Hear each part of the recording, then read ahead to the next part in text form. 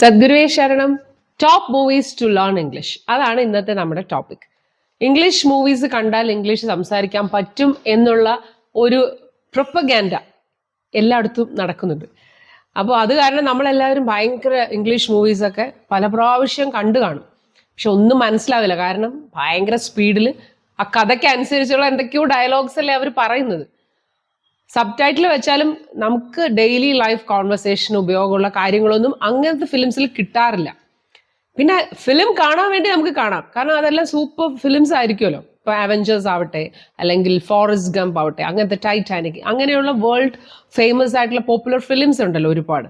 അതെല്ലാം നല്ലത് തന്നെ. പക്ഷെ ഇംഗ്ലീഷ് പഠിക്കാൻ ആ മൂവീസ് അല്ല അത്ര നല്ലത്. കുറച്ചും കൂടെ നല്ല രീതിയിൽ നമുക്ക് ഇംഗ്ലീഷ് പഠിക്കാൻ പറ്റിയ സൂപ്പർ മൂവീസ് ഉണ്ട്. അത് ഞാൻ കുറച്ച് നാളായി കണ്ടുപിടിച്ചിട്ട് കേട്ടോ.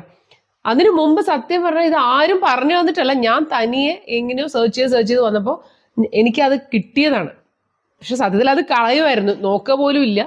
ബട്ട് എന്തോ ഒരു ഭാഗ്യത്തിന് ഞാൻ ഇങ്ങനെ ഒന്ന് ക്ലിക്ക് ചെയ്ത് കണ്ടപ്പോഴാണ് എനിക്ക് പിടികിട്ടിയത്. ഇതായിരുന്നു ഞാൻ അന്വേഷിച്ചുകൊണ്ട് നടക്കുന്നത്, ഇങ്ങനത്തെ ഫിലിംസ് ആയിരുന്നു വേണ്ടതെന്ന് എനിക്ക് തോന്നി. അപ്പോൾ അന്ന് മുതൽ ഞാൻ ഡെയിലി ഒരു ഗുളിക കഴിക്കുക എന്ന് പറഞ്ഞ പോലെ ഒരു സിനിമ ഞാൻ കണ്ടിരിക്കും. അതിന് കാരണം 1.5 മണിക്കൂറേ ഉള്ളൂ ഇത്. അപ്പൊ നമുക്ക് ടൈം വളരെ കുറച്ച് മതിയല്ലോ. മറ്റു 3 മണിക്കൂറൊക്കെ ഇരുന്ന് കാണാനായിട്ട് നമുക്ക് ചിലപ്പോൾ സമയം ഉണ്ടാവില്ല. അപ്പൊ 1.5 മണിക്കൂർ ആ ഫിലിം കാണാം. അത് നല്ല സമാധാനമായിട്ട് അതിന്റെ ഡയലോഗ്സ് നമുക്ക് പഠിക്കാൻ പറ്റും. അപ്പൊ ഈ ഫിലിംസ് ഏതൊക്കെയാണെന്ന് ഞാൻ പറഞ്ഞുതരാം.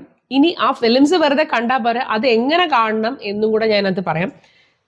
പിന്നെ ഈ ഓരോ ഫിലിംസിൽ നിന്നും കിട്ടുന്ന ഡയലോഗ്സ് ഞാൻ ഇങ്ങനെ കളക്ട് ചെയ്തുകൊണ്ടിരിക്കുക. അതിൽ കുറച്ച് ഡയലോഗ്സ് ഞാൻ നിങ്ങൾക്ക് ഇന്ന് പറഞ്ഞുതരാം. അപ്പൊ നിങ്ങൾക്ക് മനസ്സിലാവും എങ്ങനെയാണ് നേറ്റീവ് സ്പീക്കേഴ്സ് ഇംഗ്ലീഷ് സംസാരിക്കുന്നത്. അവരെത്ര സ്വതസിദ്ധമായിട്ട്, വലിയ കട്ടി വാക്കുകളൊന്നും അല്ല. നമ്മൾ വിചാരിക്കുന്ന പോലെ ഇപ്പൊ ന്യൂസ് പേപ്പറിലോ ഭയങ്കര ആർട്ടിക്കിളിലോ പ്രസംഗിക്കുകയോ ഒക്കെ ചെയ്യുന്ന ഇംഗ്ലീഷ് അല്ല യഥാർത്ഥത്തിൽ സംസാരിക്കാൻ ആവശ്യം. സംസാരിക്കാൻ വളരെ കുറച്ച് വേർഡ്സ് മതി, കുറച്ച് ഒരു ഗ്രാമർ, കണക്ടേഴ്സ്, അത് ഇത് അങ്ങനത്തെ കുറച്ച് കാര്യങ്ങൾ മനസ്സിലാക്കി കഴിഞ്ഞാൽ നമുക്ക് സംസാരിക്കാനുള്ള ഇംഗ്ലീഷ് ശരിക്കും പഠിക്കാൻ പറ്റും. പക്ഷെ നമ്മൾ ഈ സാഹിത്യ ഇംഗ്ലീഷും ന്യൂസ് പേപ്പർ ഇംഗ്ലീഷും എല്ലാം കൂടെ നമ്മുടെ തലയിൽ ഇങ്ങനെ കിടക്കുന്നതുകൊണ്ടാണ് നമുക്ക് തോന്നുന്നത് ഇത് ഭയങ്കര പാടാണെന്ന്. മനസ്സിലായോ? ഒന്ന് സിംപ്ലിഫൈ ചെയ്ത് കിട്ടും. ഈ ഫിലിംസ് കാണുമ്പോൾ നമുക്ക് മനസ്സിലാവും. അത്രയൊക്കെ നമ്മുടെ ലൈഫിൽ നമ്മൾ പറയാൻ പോകുന്നുള്ളല്ലോ. അപ്പോൾ ഒരു ബിഗിനേഴ്സ് എന്നുള്ള രീതിയിൽ ഒരു ബേസിക് ലെവലിൽ നമുക്ക് ഇംഗ്ലീഷ് സംസാരിക്കുക എന്ന് പറഞ്ഞാൽ ഈ ഫിലിംസ് സൂപ്പറായിട്ട് നമ്മളെ സഹായിക്കും. അപ്പം ഞാൻ ആ ഫിലിംസിന്റെ പേര് പറയാം.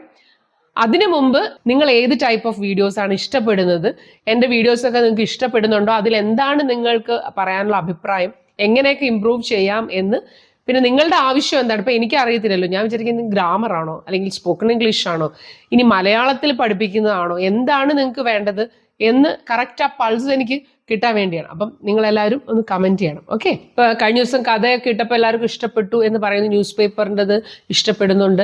ബട്ട് അത് ഇംഗ്ലീഷിൽ എക്സ്പ്ലെയിൻ ചെയ്തപ്പോൾ അധികം പേരത് കാണുന്നില്ല അല്ലേ. മലയാളത്തിൽ എക്സ്പ്ലെയിൻ ചെയ്യുമ്പോഴാണ് കൂടുതൽ പേരത് കാണുന്നതെന്ന് എനിക്ക് തോന്നുന്നു. അപ്പോൾ എന്തായാലും നിങ്ങളുടെ അഭിപ്രായങ്ങളൊക്കെ ഒന്ന് എഴുതി എന്നെ അറിയിക്കണം. ഓക്കെ. അപ്പോൾ ഇന്നത്തെ വീഡിയോയിലേക്ക് എല്ലാവർക്കും സ്വാഗതം.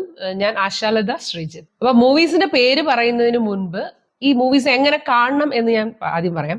ഇത് നല്ല എൻജോയ് ചെയ്ത് കാണാം. അതായത് കഥ എന്താണെന്ന് ശ്രദ്ധിച്ചുകൊണ്ട് നല്ല രസിച്ചുകൊണ്ട് ആ സിനിമ കാണണം. ജസ്റ്റ് എൻജോയ് ദ മൂവി, അതാണ് ഫസ്റ്റ് വേണ്ടത്. അപ്പൊ നിങ്ങൾ വിചാരിക്കണം ഞാൻ ഇപ്പൊ ഭാഷ പഠിക്കാൻ വേണ്ടി അല്ല ഈ ഫിലിം കാണുന്നത് എന്ന് നിങ്ങൾ മനസ്സിൽ വിചാരിച്ചോളാം. പക്ഷേ ഉള്ളിൻ്റെ ഉള്ളിൽ നമുക്ക് അറിയാലോ, നമ്മൾ ലാംഗ്വേജിനും കൂടെ വേണ്ടിയാണ് എന്നറിയാലോ. അത് അവിടെ കിടന്നോട്ടെ. ബട്ട് മെയിൻ ആയിട്ട് അത് എൻജോയ് ചെയ്യാൻ നമ്മൾ ശ്രമിക്കണം. ഫസ്റ്റ് അതാണ്. രണ്ടാമത്തെ കാര്യം, ഒരു നോട്ട്ബുക്ക് അടുത്ത് വെക്കണം. അപ്പോൾ അത് കുറച്ച് ബോറടി അല്ലേ എന്ന് നിങ്ങൾക്ക് തോന്നും. പക്ഷെ അത് നമുക്കിപ്പോൾ ലാംഗ്വേജ് ലേണിംഗ് ആണല്ലോ നമ്മുടെ മെയിൻ പേർപ്പസ്. അപ്പോൾ നമ്മൾ ഒരു നോട്ട്ബുക്ക് കയ്യിൽ വെച്ച് ഒരു പെന്നും വെച്ച് നമ്മുടെ റിമോട്ടും കയ്യിൽ വെക്കണം. എപ്പോൾ വേണമെങ്കിലും ഒന്ന് പോസ് ചെയ്യാൻ റെഡി ആയിരിക്കണം. മനസ്സിലായോ?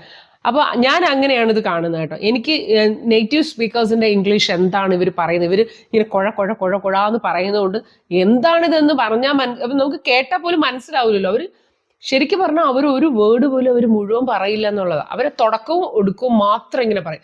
അതുപോലെ ഒരു വാക്കിൻ്റെ ഉള്ളിൽ മറ്റേ വാക്ക് ഇങ്ങനെ കയറ്റി വെച്ചങ്ങ് പറഞ്ഞു പോവാണ്. അതുകൊണ്ടാണ് നമുക്ക് പിടികിട്ടാത്തത്. പക്ഷെ നമ്മൾ മലയാളികൾ ഓരോ വേർഡ് എടുത്ത് പറയും. അതുകൊണ്ട് നമുക്ക് ആ ഒരു ഉച്ചാരണ ശുദ്ധി അല്ലെങ്കിൽ സ്ഫുടത എന്നൊക്കെ പറയുന്ന പോലെയുള്ള ഒരു കാര്യമാണ് മലയാളികൾക്ക്. പക്ഷെ ഇംഗ്ലീഷുകാരെന്ന് പറഞ്ഞാൽ അങ്ങനെയല്ല. അവരിങ്ങനെ ഒഴുക്കം മട്ടിലങ്ങ് പറയും. അവരുടെ വേർഡ്സ് പറയുക പോലും ഇല്ലെന്നാണ് എനിക്ക് തോന്നുന്നത്. ഒരു കാറ്റും ഒരു ശബ്ദവും, അവരുടെ ട്യൂണും കാറ്റും ശബ്ദവും കേട്ടാണ് അവരുടെ വേർഡ്സ് നമ്മൾ മനസ്സിലാക്കേണ്ടി വരുന്നത് കേട്ടോ.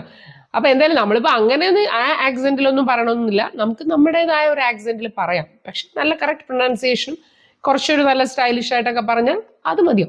നോട്ട്ബുക്ക് എടുത്ത് വെക്കണമെന്ന് പറയാൻ കാര്യം, ഇപ്പൊ നമ്മൾ ഒരു ഡയലോഗ് കേൾക്കുമ്പോൾ അത് നമുക്ക് തോന്നുമല്ലോ, ഇത് കൊള്ളാം, ഇത് എനിക്ക് ആവശ്യമുണ്ട്. അപ്പൊ നമുക്ക് തോന്നും, ഓ ഈ സന്ദർഭത്തിൽ ഇതായിരുന്നോ പറയേണ്ടത്, ഇതിന് ഞാൻ എന്തൊക്കെ വേർഡ്സ് അന്വേഷിച്ച് ഇത്രയും നാൾ കഷ്ടപ്പെട്ടത് നമുക്ക് തോന്നും. ഇപ്പൊ അവർക്ക് ഇപ്പൊ പൈസക്കൊക്കെ ബുദ്ധിമുട്ടാണ് എന്ന് നമുക്ക് പറയില്ല. അതിന് നമ്മളിപ്പോ ആണെങ്കിൽ പൈസ എൻ്റെ കയ്യിലില്ല ഇതൊക്കെ പറഞ്ഞ് നമ്മൾ ആലോചിക്കും. അവർ സിമ്പിളായിട്ട് പറയും, I know that things are tight. Things are tight എന്നാണ് അവർ പറയുന്നത്. വെച്ചാൽ കുറച്ച് നിങ്ങൾക്ക് ഇപ്പൊ ഇത്തിരി ടൈറ്റ് ആണല്ലോ, പൈസക്കൊക്കെ ബുദ്ധിമുട്ടാണല്ലോ എന്ന് പറയാൻ അവർ ഇത്രേ പറയുന്നുള്ളൂ. അപ്പോൾ അങ്ങനെയുള്ള സിമ്പിൾ വേർഡ്സ് കൊണ്ട് വലിയ വലിയ കാര്യങ്ങളാണ് അവർ നോർമലി സംസാരിക്കുന്നത്. അത് ഞാൻ കുറച്ച് ഡയലോഗ്സ് ഞാൻ നിങ്ങൾക്ക് വേണ്ടിയിട്ട് ഇപ്പം ഈ വീഡിയോയിൽ പറയുന്നുണ്ട്. അപ്പം നിങ്ങൾ ചെയ്യേണ്ടതെന്ന് വെച്ചാൽ, നിങ്ങൾ ഇതേപോലെയുള്ള ഡയലോഗ്സ് വരുമ്പോൾ നിങ്ങൾക്ക് ഏതാണ് ആവശ്യം, ആ സന്ദർഭം കാണുമ്പോൾ നിങ്ങൾ പോസ് ചെയ്തിട്ട് ആ സബ് ടൈറ്റിൽ വായിച്ച് അതിങ്ങനെ എഴുതിയെടുക്കണം. അത് ഓരോ ദിവസം ഓരോ ഫിലിംസ് കാണുമ്പോൾ, ഓരോ ഫിലിം കാണുമ്പോഴും നമ്മൾ ആ ഫിലിമിൻ്റെ പേര് എഴുതി വെച്ചിട്ട് കുറച്ച് ഡയലോഗ്സ് എഴുതി വെക്കുക. എന്നിട്ട് അത് നമ്മൾ പ്രാക്ടീസ് ചെയ്യുക. മനസ്സിലായി? ആ സിറ്റുവേഷൻ ആലോചിക്കണം, സിനിമയിൽ അവരെ ഏത് സന്ദർഭത്തിൽ അത് പറഞ്ഞത്. എന്നിട്ട് നമ്മൾ അത് പറഞ്ഞിങ്ങനെ പറഞ്ഞിങ്ങനെ ഒന്ന് ജസ്റ്റ് ഇങ്ങനെ വെറുതെ പറഞ്ഞുകൊണ്ട് നടന്നാൽ മതി. അപ്പോൾ നമുക്ക് തന്നെ മനസ്സിൽ അതൊരു കോൺഫിഡൻസ് വരും. കാരണം നമ്മുടെ വായിൽ കൂടെ ഇങ്ങനെ വേർഡ്സ് വരികയല്ലേ, സെൻറ്റൻസുകൾ വരികയല്ലേ. അപ്പോൾ അങ്ങനെ ഒരു രീതിയിൽ നമുക്ക് നല്ല കോൺഫിഡൻ്റ് ആവാൻ പറ്റും. പിന്നെ ശ്രദ്ധിക്കേണ്ടത്, ആദ്യത്തെ പ്രാവശ്യം എന്തായാലും സബ് ടൈറ്റിൽ ഇട്ട് തന്നെ കാണണം. അപ്പോൾ നമ്മൾ ആ സബ് ടൈറ്റിൽ വായിച്ചിട്ട് നമ്മൾ അവർ പറയുന്ന ചുണ്ടനങ്ങുന്നതും സൗണ്ടും കൂടെ കേൾക്കുമ്പോൾ നമുക്ക് പിടികിട്ടും. മനസ്സിലായി? പക്ഷെ അത് നമുക്കൊരു ബുദ്ധിമുട്ടായിരിക്കും സബ് ടൈറ്റിൽ ഇങ്ങനെ വായിച്ചാൽ വരുന്നത്. പക്ഷെ നമ്മുടെ ആവശ്യം ഇതാണല്ലോ, അതുകൊണ്ട് നമ്മൾ എൻജോയ്മെന്റ് പ്ലസ് ഇതും കൂടെ ഉണ്ടല്ലോ. അപ്പൊ അതുകൊണ്ട് സബ് ടൈറ്റിൽ വായിച്ച് നിങ്ങൾ കാണണം. അപ്പോൾ 1.5 മണിക്കൂർ കൊണ്ട് ഒരു ഫിലിം കാണാൻ പറ്റുമല്ലോ. പിന്നീട് ഇത് സബ് ടൈറ്റിൽ ഇല്ലാതെയും ഒരു പ്രാവശ്യം കൂടെ കാണണം.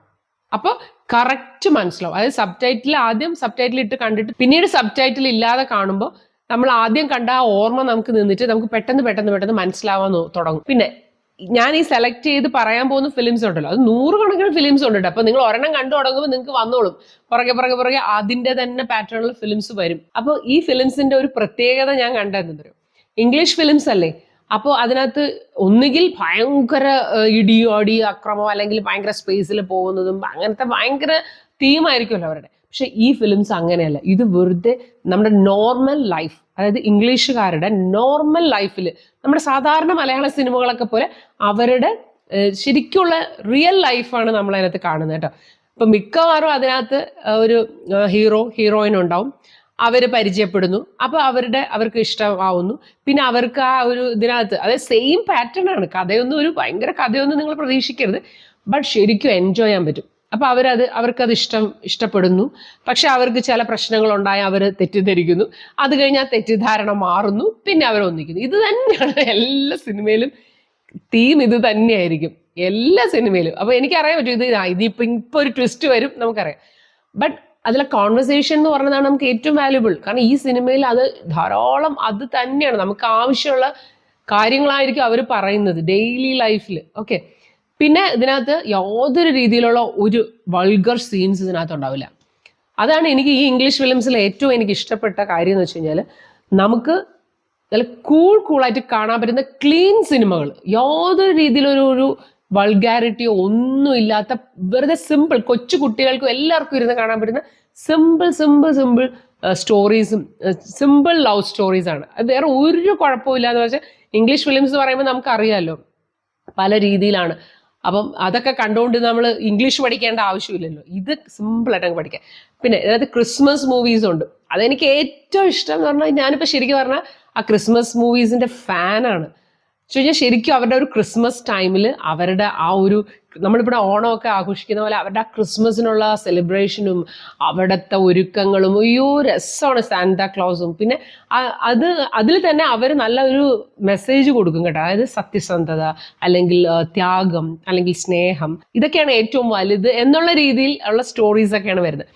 മാത്രമല്ല നമ്മൾ വിചാരിക്കുന്ന അവിടെ ഫാമിലി ലൈഫിലൊന്നും യാതൊരു അങ്ങനെയൊന്നുമല്ല. ഒരുപാട് പേര് നല്ല ഫാമിലി ലൈഫ് ലീഡ് ചെയ്യുന്ന ഒരുപാട് പേരുണ്ട്. അപ്പോൾ അവരതിനൊക്കെ ഭയങ്കര വാല്യൂ കൊടുക്കുന്നുണ്ട്. പാരൻസിൻ്റെ അടുത്ത് പോകുന്നത്, കുട്ടികളോടുള്ള അവരുടെ ഒരു അഫെക്ഷൻ, ആ ഒരു സൊഫിസ്റ്റിക്കേറ്റഡ് ആയിട്ടുള്ള ആ ഒരു പെരുമാറ്റം, കുട്ടികളോടൊക്കെ ഉള്ള പെരുമാറ്റവും പാരൻസിനോടുള്ള പെരുമാറ്റവും ഒക്കെ ശരിക്കും പറഞ്ഞാൽ നല്ല പോളിഷ്ഡ് ആയിട്ടൊക്കെയാണ് അവർ ആ ഒരു നല്ല രീതിയിലുള്ള ഡയലോഗ്സും പെരുമാറ്റവും ഒക്കെയാണ്. എനിക്കത് ഭയങ്കര ഇഷ്ടപ്പെട്ടു. ഇപ്പൊ നൈസ്ലി പിക്ചേഴ്സ്, പിന്നെ റീൽ വൺ പിക്ചേഴ്സ് എന്ന് പറഞ്ഞൊരു ചാനലുണ്ട്. കാൻഡിൽ ലൈറ്റ് മീഡിയ ഗ്രൂപ്പിന്റെ ഫിലിംസ് ആണ് ഏറ്റവും കൂടുതൽ ഞാൻ കാണുന്നത് കേട്ടോ. പിന്നെ അതിനകത്ത് ക്രിസ്ത്യൻ മൂവീസ് എന്ന് പറഞ്ഞു വരും. അപ്പൊ നിങ്ങൾ നോക്കിയാൽ മതി അതിന്റെ ടൈറ്റില് ക്രിസ്മസ് മൂവീസ് ആണോ, ക്രിസ്ത്യൻ മൂവീസ് ആണോ, റൊമാൻറ്റിക് കോമഡീസ് ആണോ, ഫാമിലി മൂവീസ് ആണോ, അങ്ങനെ അതിനകത്ത് അവർ കാണും, എഴുതിയിട്ടുണ്ടാവും. ഇപ്പൊ ക്രിസ്ത്യൻ മൂവീസ് ആണെങ്കിലും നമ്മൾ വിചാരിക്കുന്ന പോലെ വേറൊരു രീതിയിൽ മതപരമായിട്ടുള്ള സിനിമയൊന്നും അല്ല. അതിനകത്തും അവർ കാണിക്കുന്ന വെച്ചാൽ ഒരു നല്ലൊരു ലൈഫ്, അതായത് ദൈവ വിശ്വാസത്തിൽ നല്ല ധാർമ്മിക മൂല്യമുള്ള ഒരു ജീവിതത്തിനെ പ്രൊമോട്ട് ചെയ്തിട്ടുള്ള ഫാമിലി ലൈഫ് എങ്ങനെയായിരിക്കണം എന്നാണ് അവർ കാണിക്കുന്നത് ക്രിസ്ത്യൻ മൂവീസിൽ.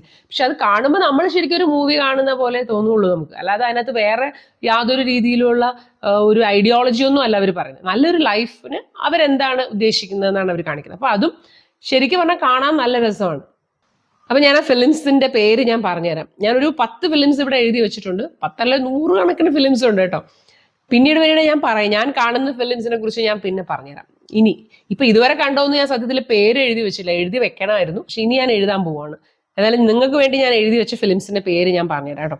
ആദ്യത്തെ സിൻഡ്രല്ല ഇൻ ദ കരീബിയൻ, രണ്ടാമത്തത് beauty and the billionaire, mister right, my one true love, passport to love, lights camera romance, tales of Christmas, enchanting Christmas, love in Tahiti, betting on the bride, Christmas of wonders. അപ്പൊ ഇത് 11 movies ഉണ്ട് കേട്ടോ. ഇനി ഞാൻ കുറച്ച് dialogues ഞാൻ പറഞ്ഞുതരാം. ഈ ഫിലിംസ് ഞാൻ എഴുതി വെച്ച കുറച്ച് ഡയലോഗ്സ് ഞാൻ ഈ വീഡിയോയിൽ ഇൻക്ലൂഡ് ചെയ്യാണ് കേട്ടോ. കാര്യങ്ങൾ നന്നായി നടന്നതിൽ ഉദ്ദേശിച്ചതുപോലെ അവൻ സന്തുഷ്ടനാണ് എന്നൊരു ഡയലോഗ് കേട്ടോ. അപ്പൊ അത് ഇങ്ങനെയാണ് ഇംഗ്ലീഷിൽ അവർ പറഞ്ഞത്, he is happy with the way the things panned out എന്നാണ്. Things panned out. ഈ തിങ്സ് പാൻഡ് ഔട്ട് എന്ന് പറഞ്ഞാൽ നമ്മൾ ഉദ്ദേശിച്ചതുപോലെ, നമ്മൾ പ്രതീക്ഷിച്ചതുപോലെ കാര്യങ്ങൾ ഭംഗിയായി വരില്ലേ, അതിനാണ് പാൻഡ് ഔട്ട് എന്ന് പറയുന്നത്. അതൊരു ഇഡിയമാണ്, ഒരു ശൈലിയാണ്. കാലാവസ്ഥ കാരണം ഞങ്ങൾ ഉദ്ദേശിച്ച പോലെ ട്രിപ്പ് അത്ര സുഖമായില്ല എന്ന് എങ്ങനെ പറയും? The trip didn't quite pan out as we had hope due to the weather എന്നാണ് പറയാം. The trip didn't quite pan out എന്ന് പറഞ്ഞാൽ വിചാരിച്ചതുപോലെ ട്രിപ്പ് അത്ര രസകരമായില്ല, അവരുടെ പ്രതീക്ഷയ്ക്കൊത്ത് അത് വന്നില്ല. ഞാൻ നിന്റെ അടുത്ത് അത്ര ഒച്ച വയ്ക്കാൻ പാടില്ലായിരുന്നു. I shouldn't have barked at you like that. Barked at എന്ന് വെച്ചാൽ അർത്ഥം ചോദിച്ചാൽ എന്താണ്? കുരയ്ക്കുക. ബട്ട് അതൊരു ഇഡിയമാണ്.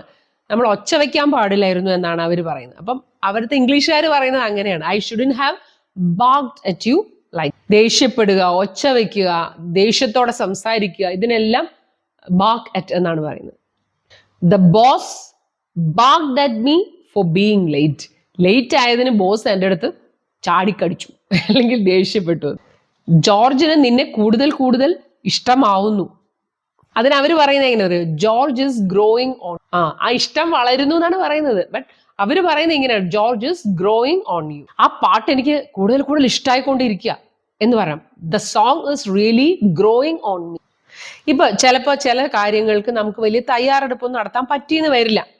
അപ്പൊ നമ്മൾ വിചാരിക്കും കാണുന്ന പോലെ ചെയ്യാം, അല്ലെ, കണ്ട പോലെ ചെയ്യാന്ന് നമ്മൾ പറയില്ലേ, അതൊരു ശൈലിയല്ലേ, കണ്ടതുപോലെ ചെയ്യുക. അപ്പൊ അത് എങ്ങനെ ഇംഗ്ലീഷുകാർ പറയുന്നതെന്ന് അറിയാമോ? Why don't we just play it by ear. വല്ല ബന്ധമുണ്ടോ ആ വാക്കുകളുടെ അർത്ഥമായിട്ട്? ഈ പറഞ്ഞതിന് യാതൊരു ബന്ധവും ഇല്ല. ബട്ട് അതിന്റെ അർത്ഥം എന്താണെന്ന് അറിയാം? Do something without preparation. തയ്യാറെടുപ്പൊന്നും ഇല്ലാതെ ഒരു കാര്യം ചെയ്യുന്നതിന് പറയുന്നതാണ് play by ear. Deal a situation as it develops. ഒരു സിറ്റുവേഷൻ വരുന്നിടത്ത് വെച്ച് കാണാം എന്നാണ്. ആ ട്രിപ്പിന് ഞങ്ങൾ പ്രത്യേകിച്ച് ഒന്നും പ്ലാൻ ചെയ്തിട്ടില്ല, ഞങ്ങൾ എന്താ അപ്പ കാണുന്ന പോലെ ചെയ്യാന്ന് വിചാരിക്കുകയാണ്. ഇതെങ്ങനെ പറയും? We don't have a set plan for the trip, we are just going to play it by ear. ഞങ്ങൾ അങ്ങനെ പ്ലാൻ ഒന്നും സെറ്റ് ചെയ്തിട്ടില്ല, ഞങ്ങൾ ആ ഒരു രീതിയിൽ അങ്ങ് ചെയ്യാൻ പോവാണ്. തുടങ്ങുമ്പോൾ അങ്ങ് ശരിയായിക്കോളും. എൻ്റെ സിസ്റ്ററിന്റെ ബർത്ത്ഡേ ആയിരുന്നു അന്ന്. അപ്പൊ ഞാൻ അന്ന് അവൾക്ക് കൊടുത്തത് ഒരു പാരീസിലേക്കുള്ളൊരു ട്രിപ്പാണ് ഞാൻ അവൾക്ക് ഗിഫ്റ്റ് ആയിട്ട് കൊടുത്തത്. അപ്പോൾ ഇത് അവരെങ്ങനെയാ പറയുന്നതെന്ന് അറിയോ? It was my sister's birthday, I was treating her to a trip to Paris എന്നാണ് പറഞ്ഞത്. പാരീസിലേക്ക് ഒരു ട്രിപ്പാണ് ഞാൻ അവൾക്ക് ട്രീറ്റ് ആയിട്ട് കൊടുത്തത്, അല്ലെങ്കിൽ ഗിഫ്റ്റ് ആയിട്ട് കൊടുത്തത്. My parents are treating me to a trip to Hawaii. എൻ്റെ അച്ഛനും അമ്മയും എനിക്ക് ഹവായിലേക്കുള്ളൊരു ട്രിപ്പാണ് ഗിഫ്റ്റ് ആയിട്ട് തന്നത്. ആക്സിഡന്റിൽ ഞാൻ മാത്രമേ രക്ഷപ്പെട്ടുള്ളൂ. In the accident it was just I who made it. ഞാൻ മാത്രമേ രക്ഷപ്പെട്ടുള്ളൂ.